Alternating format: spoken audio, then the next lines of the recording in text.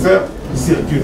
Accompagné de ses deux collègues des sports et de la culture et des arts, le ministre d'État en charge des infrastructures et travaux publics a visité les différents chantiers qui abriteront les 9e Jeux de la francophonie. Première étape, le stade Tarafa de la Quetul, conduit par les hauts représentants du chef de l'État au comité d'organisation de ces Jeux de la francophonie. Alexis Guissaro, Serge Kondi, Foura Kavungu ont inspecté tous les sites en cours de construction. D'abord, les sites d'hébergement à chantier les plus importants et les plus complexes en termes de travaux exécutés pour un total de 12 bâtiments à construire. Le gymnase de tennis de table en passant par les terrains d'entraînement des athlètes pour chuter au centre omnisport pour les compétitions de judo et de la lutte libre. Ensuite, ces membres du gouvernement Sama ont fait le tour de la clôture du stade Tarafa de la Quetul où une palissade doit être construite afin de protéger cette concession. Deuxième étape de cette visite d'inspection, les 3 membres du gouvernement Sama ont pris la direction du stade de Martyr, un autre site retenu pour ces 9e Jeux de la francophonie. Ici, Alexis Guissaro, président de la commission évaluation des travaux, et ses 2 collègues des sports, de la culture et des arts ont visité les sites des gymnases jumelés basketball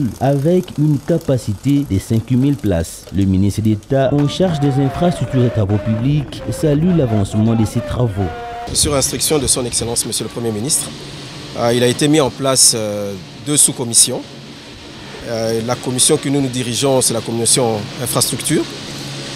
Cette commission a tenu une première réunion le lundi de cette semaine et des assignations très claires ont été données aux experts pour qu'ils fassent une évaluation de l'état d'avancement des travaux. Notre constat aujourd'hui, c'est que c'était de mesurer l'ampleur de la tâche.